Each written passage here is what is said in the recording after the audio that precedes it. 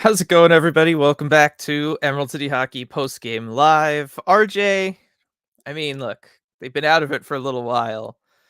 Could at least maybe try to give us some fun games down the stretch, something. I know they're trying to keep it tight. I know defense is this team's strength, but at a certain point, I don't know. Let's just get some fire wagon hockey, see if that works. Because against teams that are any good, the defensive hockey isn't working. So I would change things up a little bit. But you know what? At this point, it really doesn't matter a lot. No, it doesn't. It's rough. I mean, we didn't have to deal with this last year, obviously, because there was the excitement of the playoffs and everything. But this year, I mean, especially with these being like, a midday game and then a morning game on the weekend, I mean, it hits different in not a good way. Let's Yeah, put it that way. that's well said, Dylan.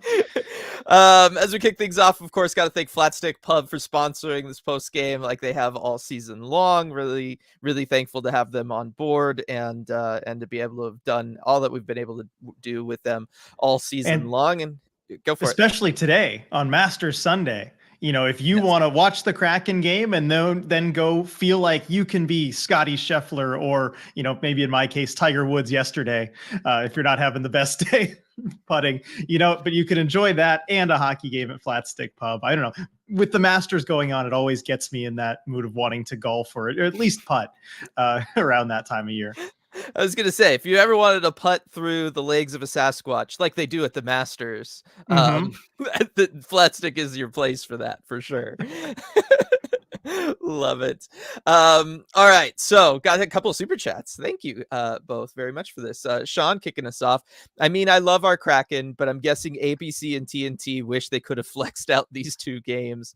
Yeah, the NHL, does the NHL even have a flex out option for national games the way the NFL does? I don't think they do. I don't know. I mean, we see mid-season sometimes games will change, but it's never last minute. No, yes, but you might be right, Sean. Yeah. Just sure I mean, somebody and this somewhere. one was close to potentially being interesting from a storyline Yeah, perspective because the Blues were in it until very recently. This is the first game for theirs that doesn't count because the Golden Knights have clinched that last playoff spot. But mhm. otherwise, it could have been interesting. Yeah, and the Kraken could have played spoilers to them. I know they tried to do everything they could, right? Bring in Berube for the panel for intermission reports and everything. That was a nice touch, I thought.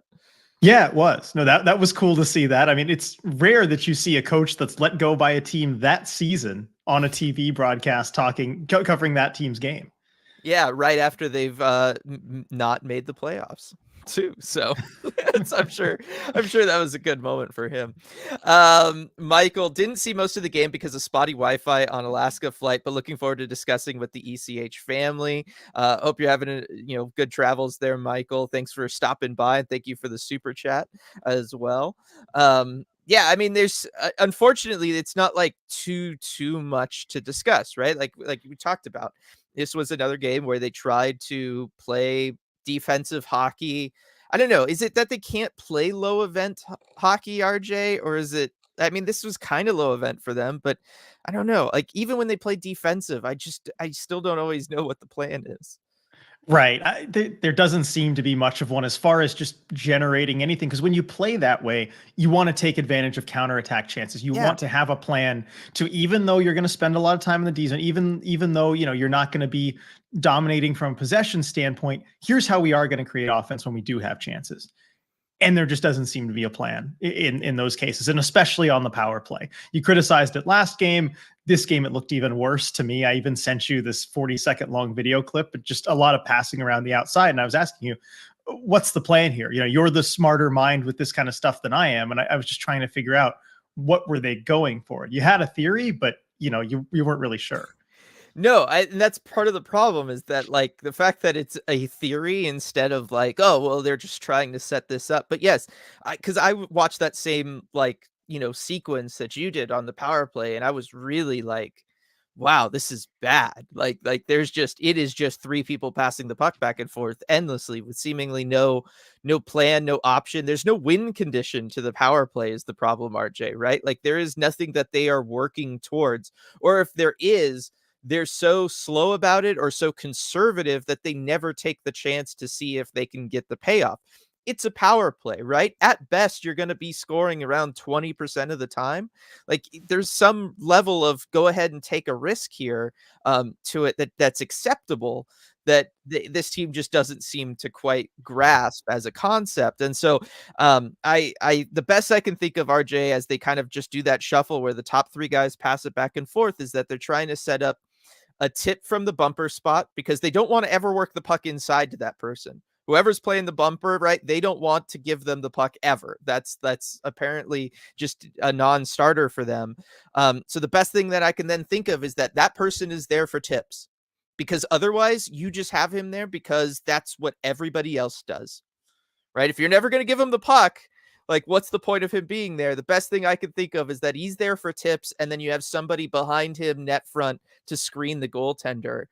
But I still don't know, like, because then you're essentially RJ, you're not running a 1-3-1, you're running the umbrella at that point. Yeah, basically, yeah, because then you're just working to the outside, up top. I mean, and you just have the numbers up there. Yeah, but here's the problem. By never working the puck inside, every single PK unit gets to cheat against this Kraken team because they never have to worry about the puck being inside. So what do? They block all the high shooting lanes, right? The moment the puck goes up to Riker Evans or Justin Schultz or Vince Dunn this year, right? They want to take a shot from the center of the ice from the point, right? And then they can get tips, they can get screens, all that good stuff. The problem is by never keeping defenses honest, by never keeping PK units honest, they're able to cheat up and block that lane. And you get instances like we saw today where they just keep passing back and forth because the lane never develops. Or like we also saw today, shot gets blocked and then you've got numbers going the other way, which has happened to the Kraken a lot this year.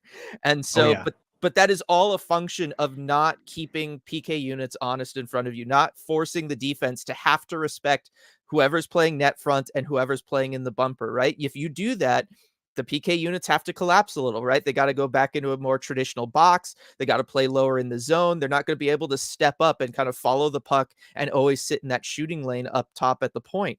But because the Kraken never do that, that shooting lane just isn't ever there because the PK unit never has to really worry about anything else. Yeah, and by the way, for everyone, the segment that we're talking about is about a minute into the second period on the tail end of the double minor when Larson got high sticked. If you want to go back and look at that, there's just a lot of passing the outside, and you can see the Blues in almost their diamond shape, but it's a really spread out diamond where they can cheat up and get into those shooting lanes.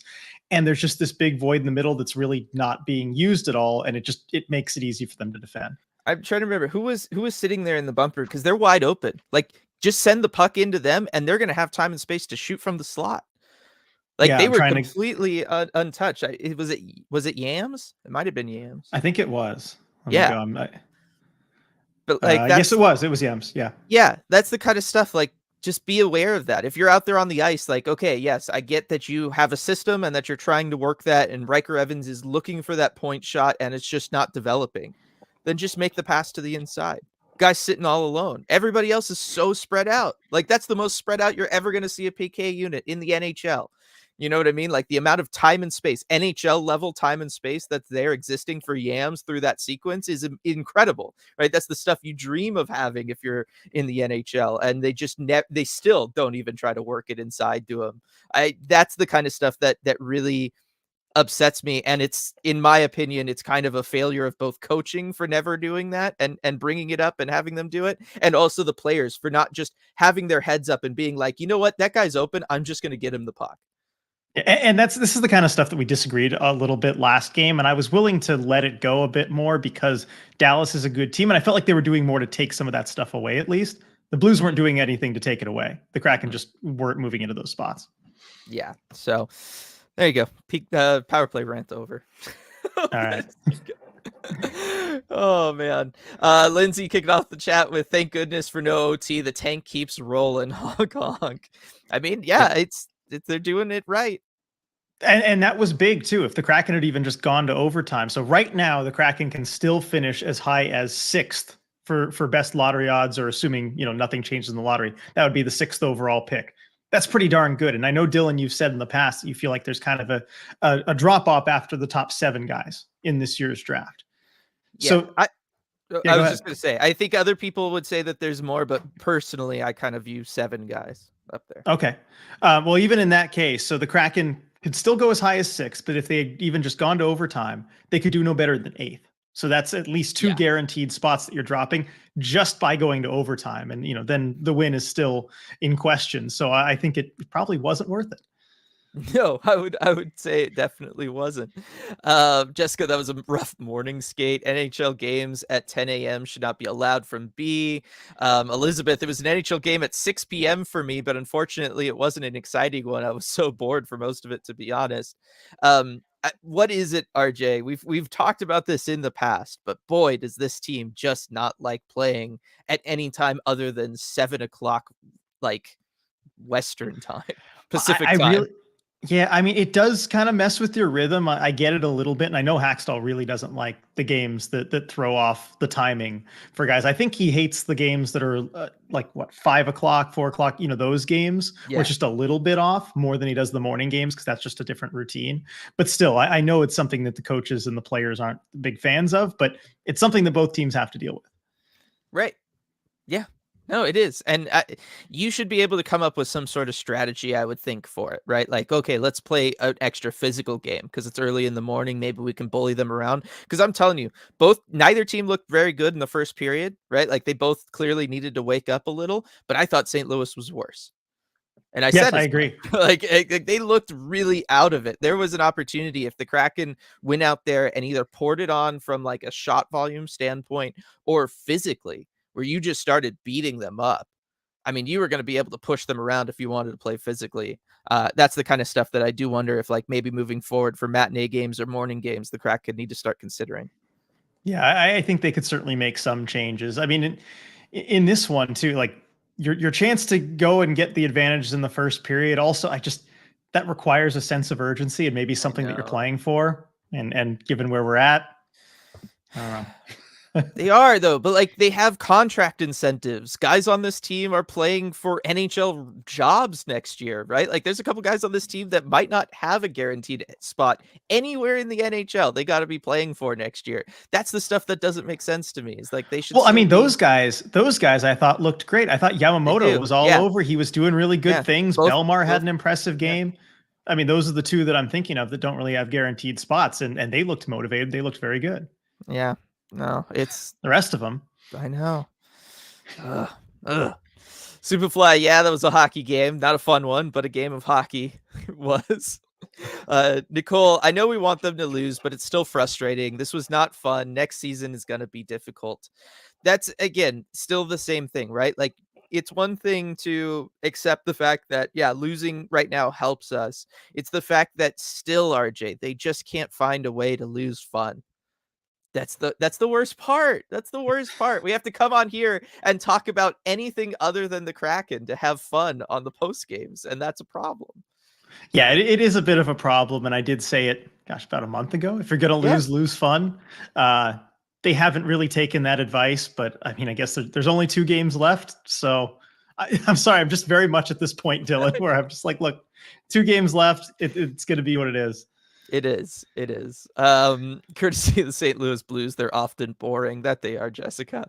That is kind of how they do things right now. Continuing my abolish mornings campaign from Viren. Lindsay, only 2 more games of suffering. Got to root for the Flames to beat the Yotes in overtime tonight for maximum draft positioning. So there we go. That's what we're all got to pay attention to later tonight. And then B, yeah, this was not a riveting game. Similar energy to the Dallas one. I mean, it could have been so great too, right? Like back-to-back weekends, like middle of the day. Here we go. Yeah, no, I hope everybody like went out and enjoyed weather, whatever the weather was. That actually, the weather is really great here. It's sunny. It's not too cold. It's nice. And so after this, I hope everyone does go out and enjoy the weather. And it's nice given the time of the game. You can. Yeah, no, it can. Yeah. So one more thing to Lindsay. Yeah. One more thing to Lindsay. Actually, got to root for the Yotes to beat the Flames in overtime. That's what I was thinking. The Yotes need to win out to be able to beat the Kraken. Yeah. We need them to get maximum points there. Let's see. Sean, agreed, Nicole, unless there are some serious changes.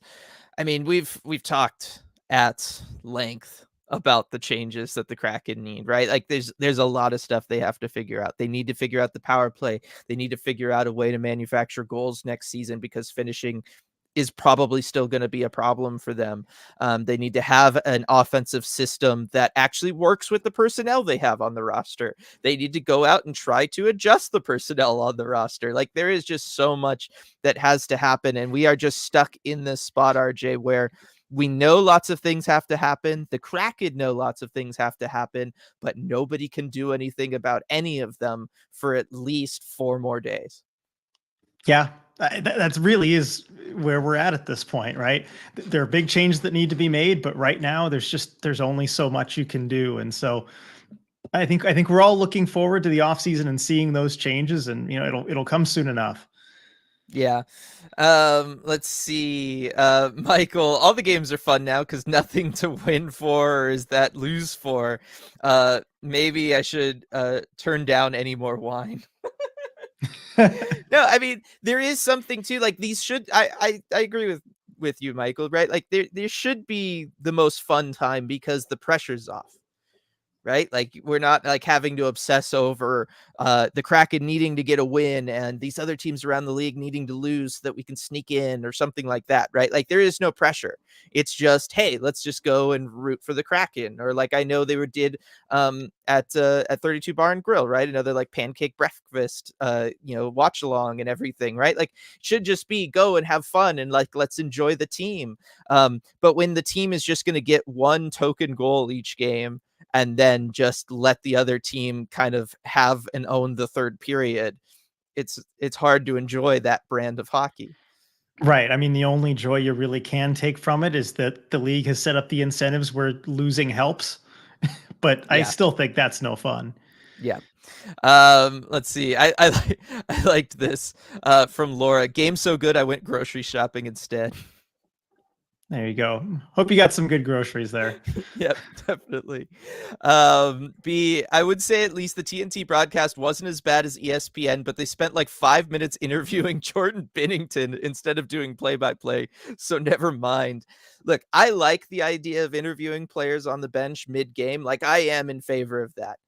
I don't like that they picked Jordan Binnington, but also, did they miss anything by not doing the play-by-play for those 5 minutes? In this game, I don't think they did.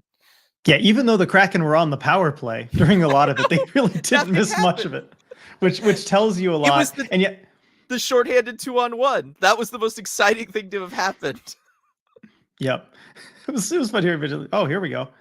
Just as he's seeing that going on. But still, I'm with you, Dylan. And I did see a lot of the conversation around that on the Discord because a lot of people were talking about that interview on the Discord. I do like those mid-game interviews with players because usually they provide something fun or interesting. Binnington didn't seem all that interested. And yeah, I don't like the player they chose, but the concept I like. And actually I was on the elevator trying to get back to my apartment as that was happening and the period was starting. And my girlfriend was there. I'm sorry, fiance was there on the elevator with me. And I was just looking at the interview. I'm like, oh, Binnington, yeah, he seems pretty boring. And then she starts paying attention. The very first thing he said after that was, yeah, and I just I like hockey. I'm like, yeah, that's it. Because here's the thing, right? You can only do it with whoever's in, a goaltender who's not playing, right? Like that's the only person you can do this with because everybody else is going off on line changes. They have to go on the ice. Normally that would be fine because goaltenders are interesting people. Mm-hmm. You managed to find the one that is insufferable to hear talk. How did you do that? I know. Yeah, you do that with either Kraken goalie, and they're going to give you some great stuff. Yeah, Grubauer would have been great. He could have talked to him about horses and all sorts of fun stuff. And instead, we got Jordan Binnington, who likes his job. That's nice. Yeah. I think you start talking about horses, Edzo is just going to appear out of nowhere and pick up the conversation. They spliced him in. They had him for one of the intermissions. He's covering the Vegas game. You could have easily spliced him in if you wanted to. Yeah, no, it's a crazy situation. Jessica with the super chat. The NHL did not consider how the schedule might affect your super chats. Well, appreciate the super chat, Jessica. Appreciate them from everybody today. Yeah, no, definitely. With the brand of hockey being played right now, the Kraken out of it. nice day up there in Seattle and the greater surrounding area. I wasn't expecting too many people today. Yeah, I wasn't either. But a big thank you to everybody who is choosing to spend their Sunday afternoon with us. I mean, it really means a lot to us that you're still showing up here. Hope you enjoy the sunshine if you're in the Seattle area the rest of the day. Yep. Ryan, thank you too for your dedication during these sucky times. Percent chance there is a change with Francis, Hack, or both. I'm going to say 0 on Ron Francis. Yeah, this offseason, 0 on Francis. Hackstall, maybe 10% chance. I'd say that I was just going to say like 15 for me. Okay. Like, if he really, like, I guess, bombed the exit interviews, or if they really lose out and ownership's just like, we need, to make a change regardless of anything, right? Like, that happens from time to time. I don't know that this ownership would do that, but we've seen ownership groups in the past do something like that. So, I would say 15%. Yeah, I think it's on the table, but not favored, I would say. Yeah. Now, changes to the coaching staff, I think I'm pushing over 50%. I think I would. Yeah, that at least one of those assistant coaches would be changed. Yeah. Yeah, definitely. Go for it. Super chat from Light here. Bennington sounded like he was on downers. Yeah, he sounded like a goalie of a team that just got eliminated from playoff contention. Yeah. Even then, most goalies I think would still have more personality than that. He just also in the morning for like an early game start, all of that coming together. Yeah, that was just not good. I was just gonna say he struck me as somebody who's not a morning person. Although we keep saying morning, but it would have been what, 2:00 in St. Louis for the start of this game, and then his interview would have been at 3. Yeah, so it would have been early not afternoon. Be an afternoon person. I can see maybe that. Maybe he is. I don't know. I don't know. Also, I'm seeing all the congrats messages in here. Yeah, Virginia, Julia, Jago, Sean, thank you. Appreciate it. And via Ren there. Yep. Good stuff there. I do wonder also with these kind of games, RJ, right? We know hockey players, they all sleep in the afternoons. I do wonder how much of that like creeps in all of this too, is that they're all missing nap time. That's true. A lot of them do take afternoon naps. So maybe that's let's use that as the explanation for the way team played these last couple games. Mm-hmm. I think that's better. They missed nap time, and if you've ever worked in a school with young kids or you've had kids, that makes them a little cranky and they're not operating at their best, and that's all that was happening to our boys today. Good thing Bennington wasn't starting though. He can get extra cranky. Oh my gosh, yes, that would have been really bad. Maybe St. Louis knew what they were doing there. They planned accordingly. Jessica, RJ, how often we ask what is the plan here during Kraken games is tragic. We do ask that a lot. I'm with you. Yep. Burnt Creme, I think tanking requires an effort to blow the game. This is just being bad, very bad. It does need to be like an organizational plan entering a season, I think, to be called truly tanking. And then Alan, matinee games are already bad, but this was embarrassing. I'm not on the tank train either. Hoping for bad games is like slamming your finger in the car door and shouting hooray. I figured that plays to your sentiments. I don't know, like what if you got paid every time you slammed your finger in the car door? What if your future outcomes were better if you slammed your finger in the car door? Yes, it meant your next car was better every time you did it. Yeah. Perfect. Now we're cooking here. Michael with another super chat. So isn't Ron doing a good job building a foundation for the franchise? It seems like it. And doesn't that take time? Yeah, it does take time. And that's why I feel like he was given a pretty long leash, and that's why I also think he's got like a 0% chance of being replaced this offseason. And he is doing a good job, right? We've talked about the drafting that they've done. We talked about it yesterday, right? Like the amount of second round picks that they have that seem like hits, right? It's incredible. We've seen at what they've been able to build at the Coachella Valley level. Whenever the Kraken need a replacement, they've got somebody who can come up. Just, the development track record with a guy like Joey Decore has actually been pretty good, right? Like that's the kind of stuff that all bodes well for Ron Francis. It's strictly just that, maybe he's been a little bit too conservative at times, right? Whether it was the expansion draft process, making any trades along the way, big free agent signings haven't always gone his way. Those are the issues. And this was the story in Carolina also, where Yes. really the question for Francis is, can you beat the clock with the foundation that you're laying and the time that it actually leads to a competitive team and a contender for the Stanley Cup? In Carolina, no, he couldn't beat the clock on that. A lot of the prospects that he was in charge of bringing into the organization did end up getting there, doing well, but it was after he was let go as a GM. And I think the same thing's going to exist here. And it's just whether he can beat the clock, because I don't think ownership is willing to accept, say 3 more seasons where they miss the playoffs. Like, that's, no ownership is going to accept that. So you're going to have to get there at some point. And I don't know if he's going to last longer than the expectations, but it seems like it's possible. Yep. No, it does. I mean, look, when you're a general manager of a team, right, you are laying track in front of a train constantly. Right? Yeah. Like, and it's just a matter of how far ahead are you?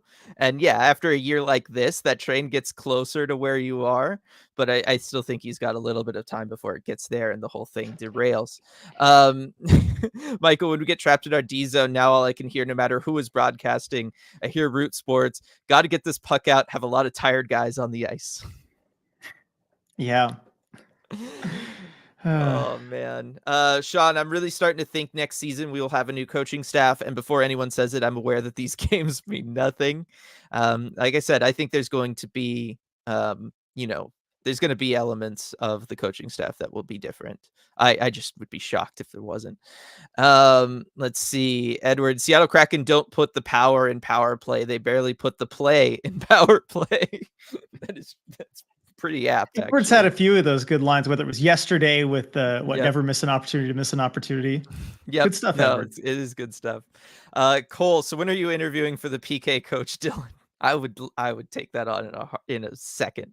I'd do power play coach too. Like, give me any chance, man. I'll fix this team. I guarantee it.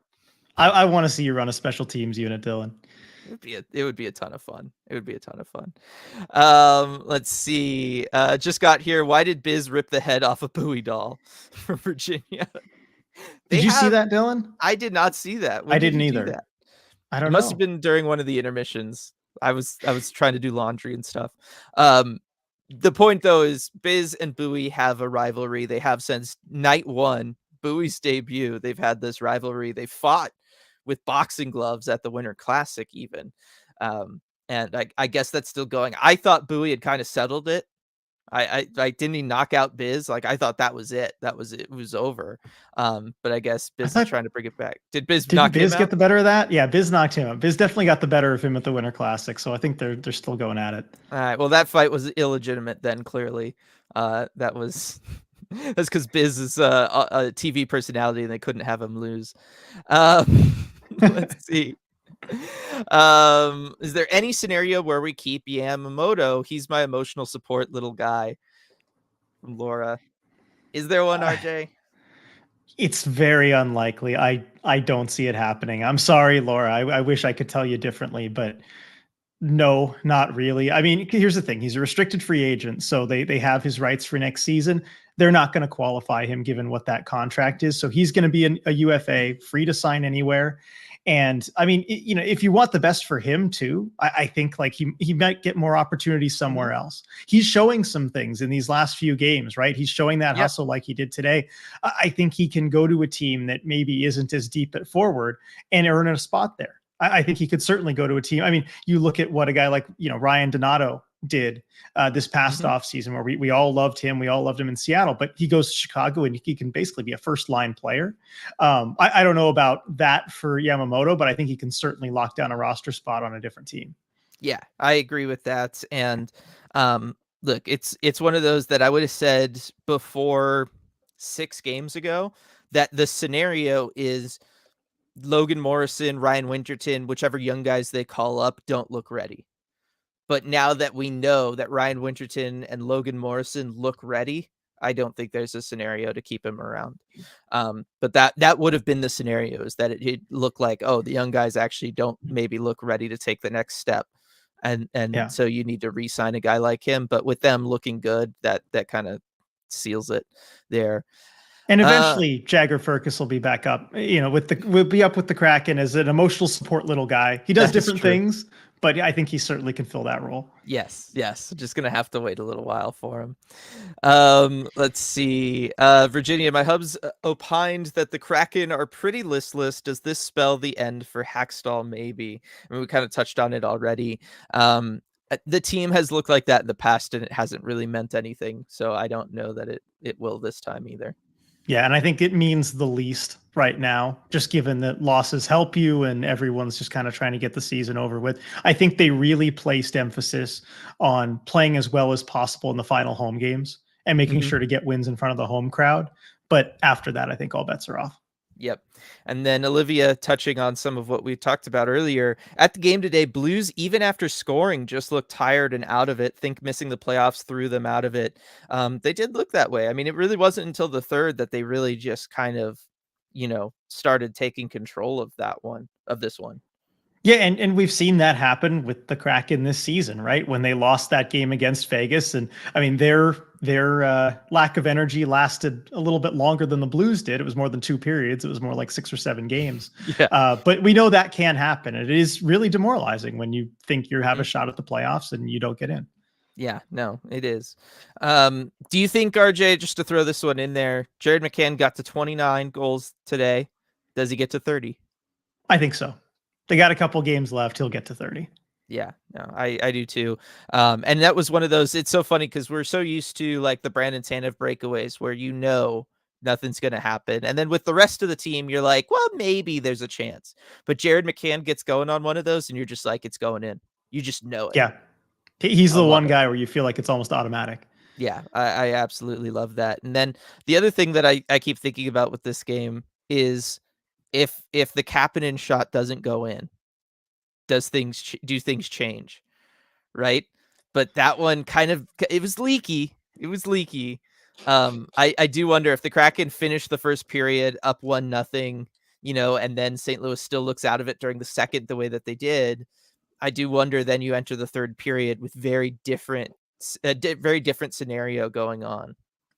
Yeah, and I think it could look a little different. That is one of those pivotal goals. We didn't really talk about it as much in this game because the stakes weren't as high. But yeah, if Kraken were fighting for a playoff spot and they needed these 2 points, I would certainly point back to that goal and be like, that's one of those momentum changers in the game. Yeah. Let's see. Hextall has no creativity. This team needed some this year. From Ricky. I agree with that. Like there just wasn't. there hasn't been at really any level, right? Even the PK kind of got less. It got further away from the power kill. Like everything about this team just went more and more conservative, RJ. And when you're already struggling to generate offense, I don't know why you'd do that. Right. I mean, I think a lot of coaches can tend to fall back on when it's not working, simplify. Yeah. But then when that's not working for a long enough stretch, I don't know, simplify some more. I mean, is it just because if you do finally just go like, YOLO, whatever, right? Like, let's just go for it. Let's just play fast-paced hockey. Like, let's have every game be 6-5. Does that make you look back, even though it kind of actually helps the scenario in the sense that it makes even the losses fun for fans and stuff, but does that like send a message that like it's like I don't have an answer, and so you're just winging it, and you can't, like, nobody can look like that, you know what I mean? I think there's an element to that for sure. And also if you continue to not finish, instead of 6-5, it's like 6-1. If you still can't put those pucks in, and then it looks even worse. And I think, yeah, at a certain point for a coach who's maybe trying to just, you want to quiet the talk around when you have a disappointing season, just boring, nobody talks about it, just get out of there, get the season over with, probably helps you. Yeah. It's not fun. It doesn't help us, RJ, as fans having to watch it. That's the problem. Oh man. Julia, we need finishing. I still don't know where it's supposed to come from, RJ. I just don't. Yeah. Again, other than better putting yourself in spots to finish, which again, this team doesn't seem to Yeah, and we've seen just from all this season, like the current roster as it is, even if they put themselves in better spots, it's not going to be enough. So it's got to come from outside somewhere. Yeah. That's on Ron this offseason. Yeah. Go out and get Austin Matthews, increase your goal output by 33%. Yeah. Why isn't everybody doing that? I know, it's so simple. I could do it in an NHL video game right now, I'm sure. Yeah. Load up enough draft picks. Yeah. Yeah, it wouldn't take that much. On Onslaught, play for contracts or not to be benched, but Hack has basically proven that no veteran under multi-year contract will sit. Now, I think it's late in the year to do that now, RJ, but earlier in the year, when guys were struggling, this was something people brought up and we brought up, and the idea of, do you send that message? Do you kind of put that fear in people a little bit? We had brought up at times, maybe you sit like a Yanni Gord or even a Matty Beniers, right? Just to send a message. It does feel like that's off the table for him, though, even like back in the days where it could have maybe changed the direction the team was going in. Yeah, or at least a Brandon Tanev, at least a fourth liner who's a veteran. But Hackstall, that's just something he's not willing to do. And I think it cost the team this season when things were still in the balance. Right now, it doesn't matter. Go play the vets, do whatever you're going to do. But that's something to look back at. When you look at next season too, maybe because I think he's learned in his time as an NHL head coach. I think he's learned from certain decisions that he's made. I wonder if that's one of the things he revisits in the offseason. I'm not counting on it, but I wonder. It's also one of those things you wonder if he's feeling more, for lack of a better word, desperate, right? If he feels like his job is more on the hot seat, it's more in jeopardy. Because I think this year, given the multiple times where we really talked about his job should be on the hot seat, it never totally felt like the organization felt that way. Right. So I'm sure he was being given assurances that, hey, we're not going to be making a move in season, blah, blah, blah. And so you never feel like you have to kind of pull that stuff out of your bag because you just don't need to. Right. Like you're not at that point yet. Next season, I can't imagine that being the case. Like at some point, you're going to need to communicate to him that, hey, man, you got to turn it around here or you're not going to be there. Like that's just part of it. And then I wonder if we start seeing stuff like that, if we start seeing the creativity flow. And by creativity, I mean desperation. Yeah. Desperation is the Hail Mary driver of creativity. It really is. Like, let's go. That's why every coach should be on 1-year contracts, RJ. The Ducks are doing it right. Yeah. So you feel about coaches how I've expressed about goalies, right? Yeah. Because goalie, I mean, you need them to be mentally sharp. I don't know that you want to dump that on them. You don't want them playing desperate all the time. You'll wear them out mentally even quicker. But a coach, who cares? All right. What do coaches in hockey even? What do coaches in hockey even do, RJ? I don't know. You should run one of the power play or PK units, and you'll find out. Yeah, well, I was gonna say I would do stuff. I can assure you. I would be like emailing them game tape all like night long. They would just hate me. They'd all block you. Yes. Via Ren, these are the kinds of games you ideally watch to see random cool things or progress of the youth, but neither of those is an option at this point. This is why I hate the Lomo and Ryan Winterton's sending them back to Coachella Valley, RJ, because it took away everything from us. Yeah, the games got a lot less fun after they went back down. And that's why, I mean, so many of my answers today have just been like, well, there's 2 games left. It's going to be what it is. There's just nothing to watch for, really, if the young guys aren't up and playing well. I guess Riker Evans, we haven't talked about it yet, but I love that play with Sammy Blais coming in, trying to line him up for a hit. Evans sees it coming and gives it right back to him. That's cool. No, it is. And he looks really comfortable and confident playing the amount of minutes that they're giving him too. Right? Like he's up there. He led the Kraken in ice time tonight, and he looks like he should. And that's a huge thing. It's just that he did it so seamlessly and kind of right away, especially with Vince Dunn being out, that it hasn't been like as fun to talk about or notice. But the bottom line is that Riker Evans is here and ready. And RJ, I'm like, one of the things for an off-season deep dive is like, where should he slot in? Because as we're seeing on a game like today, he can handle 22 plus minutes. So yeah, he absolutely can. Yeah, so like, what does the decor look like next year? You're not just going to have him down there with Brian Dumoulin on the third pairing anymore. So it's going to be interesting to see how he really single-handedly shakes up what the Kraken do on the blue line. Right. I mean, you have to find a way to get him at least second pairing ice time. And maybe that means the D pair is shuffling a little bit more in game situationally. I think that's kind of the way that Hackstall usually goes about these things when he's trying to get guys extra minutes. But yeah, it'll be interesting to see which direction they go with it. I mean, does that even mean maybe moving one of your second pairing guys like an Alexiak or Borgen to clear the way? I don't know. There are a lot of possibilities. That would be something if they did I mean, it that. would probably be in a move for some kind of difference maker and forward. That's the Yes. idea, is that it makes them Yes. available if you want to take a big swing. Right, right. And I think that that should be something that the Kraken should be open to. Like, I think that it's in their best interest. How do you feel about the roster, RJ? Because we got like this discussion here from Jenna. It was boring again. I bet the next 2 games will be boring too. We really have a boring roster, though, don't you guys think? And then Light saying, I don't think the roster is a boring one. It should just be a lot faster and more aggressive at the forward core. I mean, I would argue that I guess the things that would make a roster not boring would be, I mean, finishing first and foremost, but also playing with speed and playing aggressively, right? Like giving you moments to get excited and get your energy up and draw you into the game a little bit.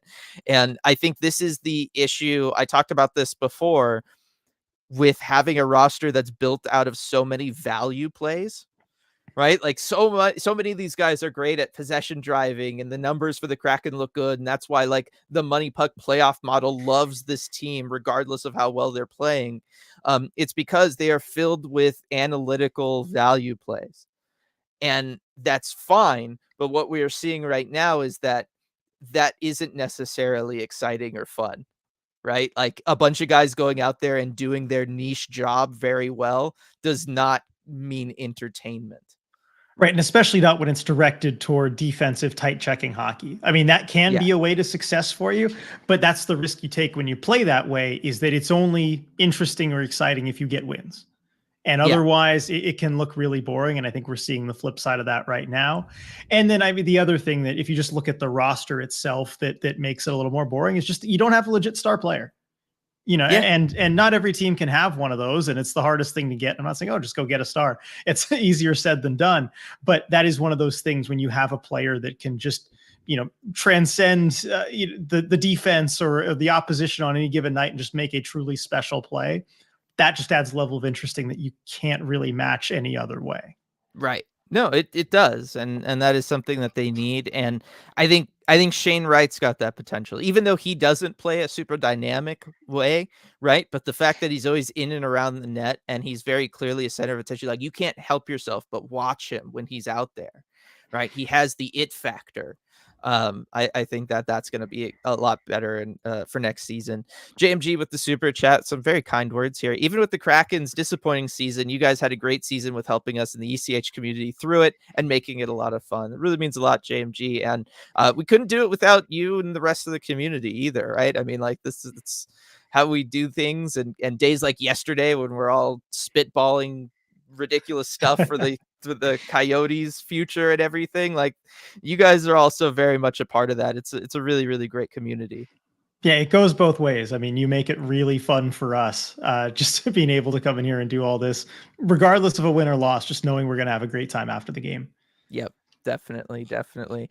I didn't realize quite how far back I've been on chat here. So let's like start. Chat's been pretty active today. Yeah. I was gonna say it's good stuff. So if you see something, say something, RJ. Okay. In here, because I'm just gonna start like really like bouncing around in here.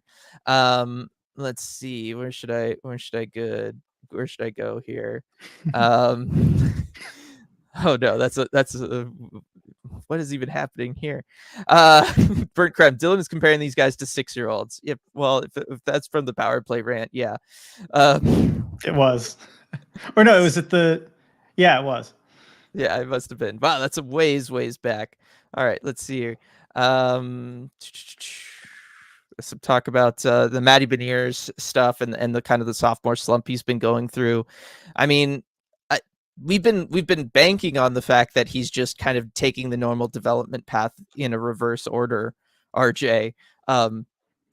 We just kind of have to hope that is in fact the case. Yeah, I mean, basically, you just have to hold on to the hope that I think over the off season he's going to have the chance to kind of mentally readjust and reset and kind of figure out what he needs to work on in a way that you can't do mid season, and we're seeing that right now. Like, one of the things that should be exciting with these final games is the young players, and Matty Beniers really should be part of that conversation. But I just think he's kind of hit that wall for the rest of this year. It just needs to mentally reset. Well, and here's the thing is, I know he came in and he won the Calder, but I wonder how much of last season, just like with the Kraken, where they set expectations maybe unreasonably high, that set expectations for him a little unreasonably high too, right? Because moving forward from a production standpoint, point production standpoint, Shane Wright's going to be the guy, right? He's all along checked the boxes better than Matty Beniers in every offensive way possible, right? Just going back to before they were even drafted by the Kraken, right? Shane Wright, his trajectory says offensive player. Matty's really never did, right? Like it was kind of weird that he had the season he had last year at all, other than the fact that he was out there playing with Jared McCann, who was shooting at 29%, right? Well, that'll help you pump your point total for sure, right?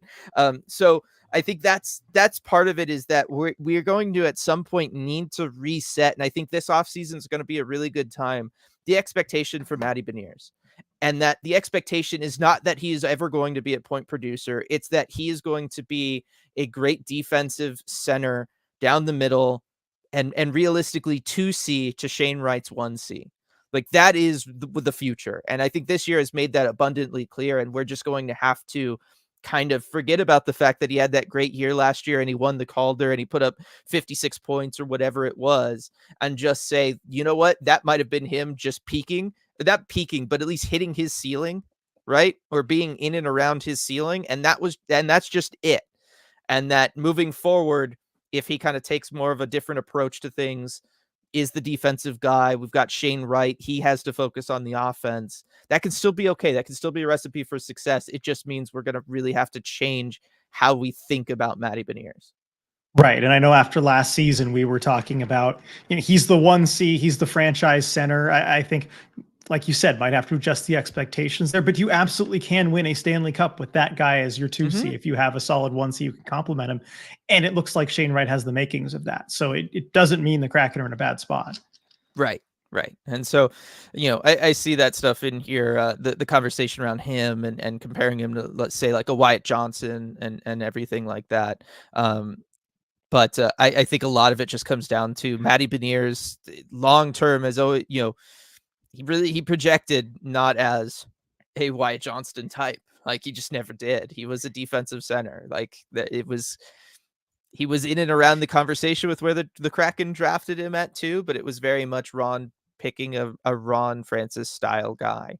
Definitely. Julia here at the Pancake Breakfast, Forsland said Belmar is 2 away from 700 games. So I hope he gets that. That would be a cool little milestone for him. And especially the fact they brought him back into the lineup tonight. I think they're going to try and get that for him. Yeah. Agreed. And that makes sense too. It'd be a nice milestone for him. Light, I don't even think it's a hot take to say the ceiling for Shane is higher than Matty. Their draft pedigrees are dramatically different. Yeah, and I think that's part of it too, is that understanding that in different years, draft classes mean something very different, right? Like being picked. I mean, we were talking about this last year around the draft, right? Being picked in 10th in a draft class last year, it's like the equivalent of being picked probably top 5 this year, right? Yeah. So they have their different weights in the draft classes for sure. And I mean, and Shane also, like, he very easily could have gone first overall. If this, this relatively unknown kid beforehand, Yuri Slavkovsky, doesn't come in and have an amazing draft year, like, right, Shane's probably going number 1 and no one's questioning it. It is as simple as, if COVID did not happen, Shane Wright's that first overall pick and nobody questions it. Yeah. Right? Because that's what does it, is he sits out a year in the OHL, right? So whereas Slavkovsky doesn't, Slavkovsky gets the Olympic opportunity, right? And is able to join Slovakia on that incredible run that they have at an Olympics that was not the Olympic hockey that we're used to seeing, right, to put it kindly. Yep. Right, and that really helped boost his draft stock. If none of that stuff happens, nobody's taking Sloth over Shane Wright. Nobody. Yeah. And so I think that that's one of those things. But yes, the fact that Matty was a 2nd overall pick, Shane was a 4th overall pick, doesn't mean anything, right? Shane has that higher ceiling despite being technically a lower draft pick. Let's see, get out of all the Matty Beniers talk there. Ricky talking about maybe a second pairing with Larson or Alexiak for Riker Evans. I mean, it's going to be interesting because we haven't seen Evans paired up with either Alexiak or Borgen, have we? No, I don't think, not for any real stretch of time. And I do like this, as Viren's pointing out. He had second pair ice time with Dumoulin at times this year, with Alexiak and Borgen dropping down. I've talked about this going back to last year. I think that realistically, yeah, I think Alexiak Borgen should be the 3rd pair on this team. I know they haven't been, but I think they should be. Yeah, I agree with that. And with Evans being able to handle that more ice time, I think you can realistically do that. Yeah. Hockey Mom, does having a set system, does that make it easier for other teams to anticipate your play? Yes and no, right? Like it obviously they know what you want to be doing by looking at tape, but at the same time, if you're comfortable in your system and you're running your system, you should have ways of adapting to different defensive systems in front of you, right? I talked about this. I don't remember if it was a deep dive or on one of the post-game lives, but what team were we playing? Or we were talking about Vancouver, right? Vancouver having their system under Rick Tocchet, where they know based on whatever position you are, if you're the 1st, 2nd, or 3rd person entering the zone, you do X, Y, or Z based on where the defense is. Right. And then everybody else on the ice knows where you're supposed to be and where you are. So they know they can do a drop pass to you, or they know they can throw it to the corner and you're going to be the first guy there, or whatever. Like if you actually have a system, you then have ways of getting around whatever the defense is going to throw at you, because the system will tell you, hey, if they're playing aggressive at the blue line, we behave this way. If they're not, then we behave this other way. And you then adjust for what's in front of you. So having a set system is just always, always, always the best way forward. Right. And with that, there's always wrinkles, like you just mentioned, where you can adapt, because hockey is a very fluid game. You know, it's not like you can set up set plays and set pieces and everything, where you give the players some room to adapt, but you kind of have everybody on the same page as well. It's like working as a 5-man unit. You're a lot more powerful that way. Yeah, definitely. Edward with the super chat. Kraken games haven't been as fun of late, but post-game live has always been a good time. Really appreciate that, Edward. And that Kraken fan page official. What chance do we have on the Kraken keeping Yamamoto? I really think he'd be good with younger lines, be missing out on a very underrated player. We talked about this just a little bit earlier on the post-game chat. It's just not going to happen. I don't really see a way forward. And the reasoning for that is that guys like Logan Morrison and Ryan Winterton proved that they're probably ready. They played well at the NHL level. They look like they're ready. And with the Kraken just not having a ton of roster spots open, you're going to give them to the younger guys and give them that opportunity to have those reps and grow at the NHL level.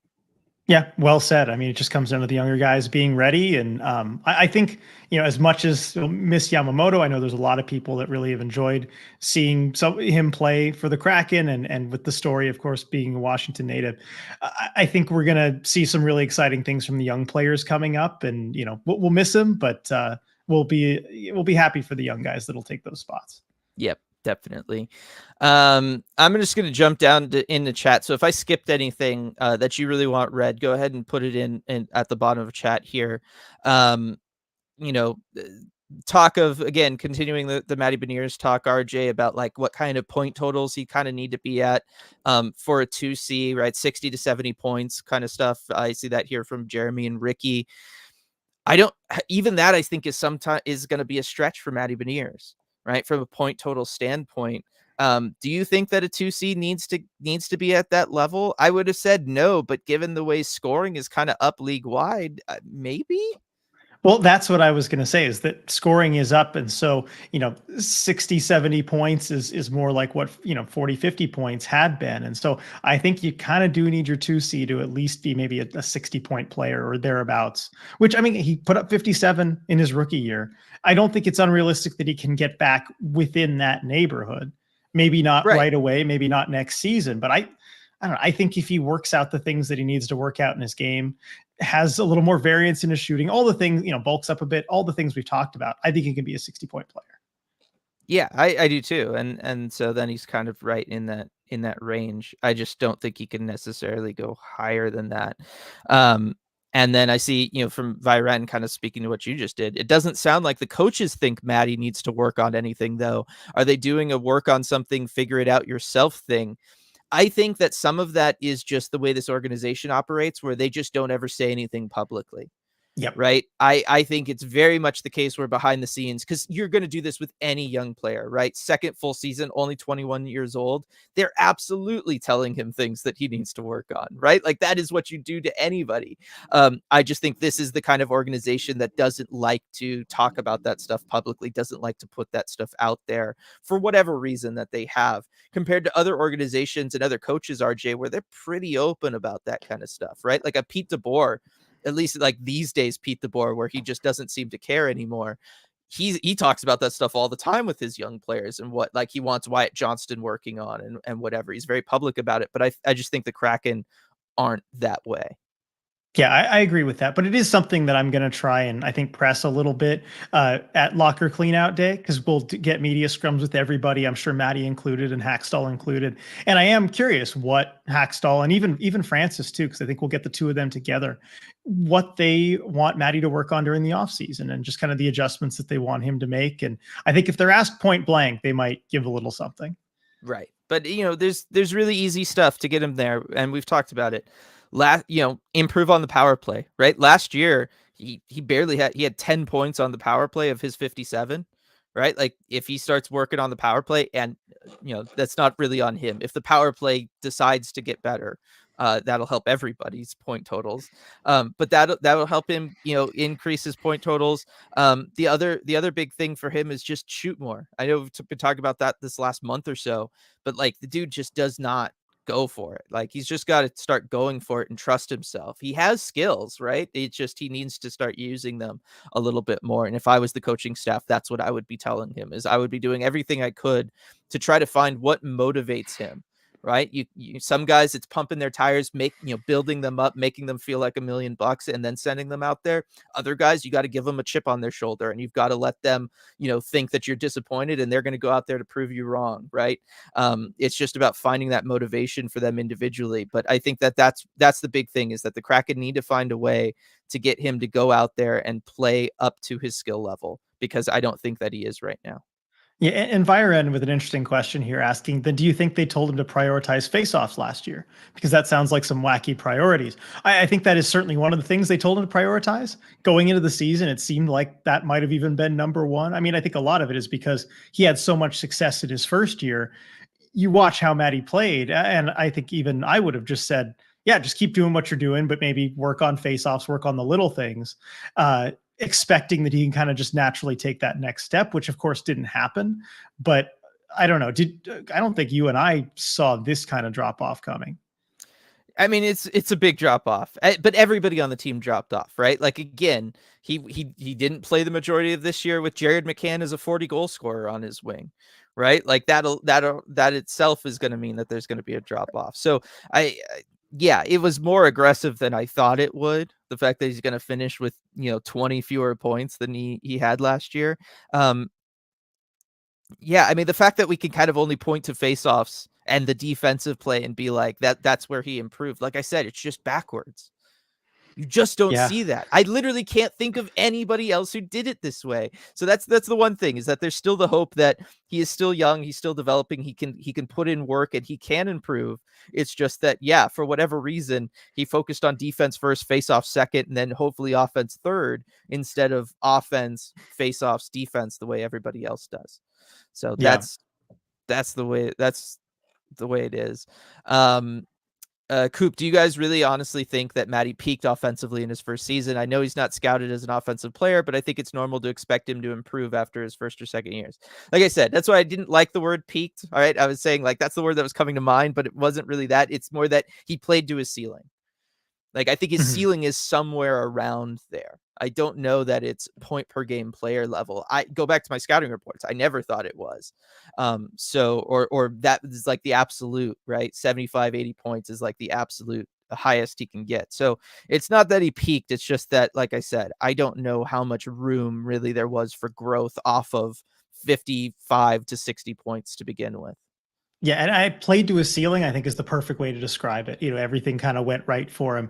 And his ceiling, though, at 20 years old is going to be different than his ceiling at 23, 24 years old also. So, I mean, it's not going to make him an entirely different type of player, but you could certainly, pass that point production, I think. And I think he will at some point. Right. And Stratic saying coming off the draft, offensive ceiling projections for Matty were like 0.8 points per game, and with comps like Jonathan Taves. So let me just pull up Jonathan Taves here real quick, just to refresh myself on like his point totals and stuff. And yeah, that was his stuff. He had one season with 80 points. Right. Yeah. Only one other season over 70. So obviously the era a little bit different. Scoring is higher right now, at least on the upper end for a lot of guys. But yeah, that was the it makes sense as a comp. Yeah, and you look at the Blackhawks Cup window where they won their 3 cups. He was for that third year. He's 66-point player in pretty much a full season. Yeah. Turned it on in the playoffs and was almost point per game in the playoffs because he was clutch like that. But it shows it can be done. Yes, exactly. And especially if he's going to be your 2C. If you're going to have Shane Wright out there pushing 80 plus points, then you can have your 2C being at 60, 65 points, right? Like then it works, especially if the whole team is like defensively responsible and you've got goaltending, like all of that really gels. You can work that way. And yes, are you going to be a top of the division type team? Probably not, but you'll be a playoff team and you'll be one of those teams that's built for the playoffs and can win playoff hockey. Unlike, a team like Winnipeg this year, right? That I don't know is going to be able to sustain themselves with their play style and their forward group come playoff time. Or Edmonton every year. Right? like there are aspects of that. Like you can be a regular season player and team, or you could be a playoff player and team. And I think Matty projects much better as a playoff player. It's just that this isn't a playoff team. Yeah, well said. And Byron, it just seems that based on what you're saying, that he's either getting weird guidance or no guidance on his development or off-season work. I don't think that's the case. It's just that they're not telling us exactly what the guidance is. Right, exactly. There is so much that goes on that we even don't see or hear about from the media side of things. We've talked about this privately a lot, RJ. This has to be the most secretive team in the NHL. Like, right up because there, they don't talk to anybody. Vegas. But Vegas also will just that's true. Vegas also is not just secret. They will actually lie. So right, yes. The Kraken don't do that. They will actively deceive you. But there's a lot about this team that they just do not talk about things with anybody. And so I really do not believe that he's not getting guidance or anything like that. It is just that we are never going to know what that is. They are never going to publicly say what their expectations are for him. They're never going to say what they want him to be working on. I mean, you could try asking Ron Francis, but he's pretty good at kind of just talking his way out of those questions. It's what he's done every time in the past. So, yeah. Let's see. And like Superfly, 2021 wasn't all that great. And Beniers actually doesn't have to be a point per game player to be a valuable player. He's a defensively minded center that impacts the game all over the ice. Agreed. Like I said, it was just last year gave us the idea that he would be the 1C. And I think really the expectation should be closer to 2C for him. Yeah. Let's see. Let's see. I'd argue that your first line winger being under 30 points is a way bigger issue from Coop. Like there's issues all over the place on this team. It has not been a great season for anybody.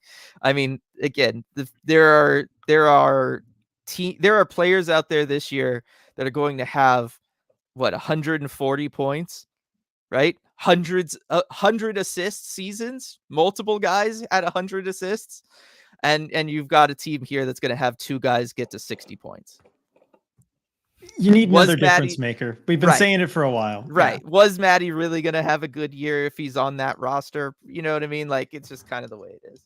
And also Bjorkstrand probably not even going to get to 60 points now. So Probably not. that's the stuff that's the problem. Superfly, I'd also slow down on Wright and already penciling him for that 1C role. He'll also need to prove that first. Yeah, so like we said on the last podcast, right? He's going to hit a rookie wall next year. Absolutely. I wouldn't expect point per game stuff from him or any of that. But you can already tell just based on the way he plays that he is going to have his offensive floor is pretty high. Yeah, definitely. He does a lot of those things that just generate offense, that generate points. He goes to those areas, and that kind of stuff translates, no matter how you're playing. It's just like you said, it's going to generate a floor for him, and it's not going to happen right away, that kind of production. Mm-hmm. And that's true. I think I've been going along with a lot of the Shane Wright hype recently because we're seeing at the NHL the kind of difference maker he can be, and I think he projects to be long-term. But I think I'll kind of change my tune a little bit as we get to next year's training camp at the start of next season, where I think we do want to temper expectations, at least for what we see right away, because he's going to be eased in, I think, because, we're not going to see him just be 1C right away. But for now, I think we're talking about just how he projects long-term. Whereas when we get to the start of next season, we'll talk about, okay, what is he right now? Yeah. But even still, I mean, just he'd be probably 3rd on this team in scoring had he played all year the way he played. Yeah. I agree with you. Right. So like the expectation, even the expectation of him being 2nd or 3rd in scoring on this team, it sounds like a lot. But when you look at when you put it in the context of this team and the numbers that it would take to actually do that on this team, I don't know that it's really that high. Yeah, probably. The context of this team really breaks a lot of these discussions, actually. It does. This team, again, they're still just not built like a normal team. They're not. You're going to have... Which isn't the worst thing. Like, we saw the success it brought them last year, but we have to come up with different ways of talking about this team than we would pretty much any of the other 31 teams in the league. Again, if you were a half a point per game player this year, you made it into the top 5 in scoring on this team. At 0.5 points per game, that gets you top 5 on this roster in point scoring. So, yeah, like I said, the context breaks a lot of these discussions. Yeah, definitely. I'm starting to see, would he be top 5? Oh gosh, he'd be like number 4. Okay. I was looking at the William Eklund, because they just played the Sharks and he was there and he looked pretty good. And also he was in the Matty Beniers draft class, right? I mean, he was picked, I think, what was it, 7th overall? Yeah. And he has a 44-point season going. That would be 4th on the Kraken this year. Right. That ties Jordan Eberle.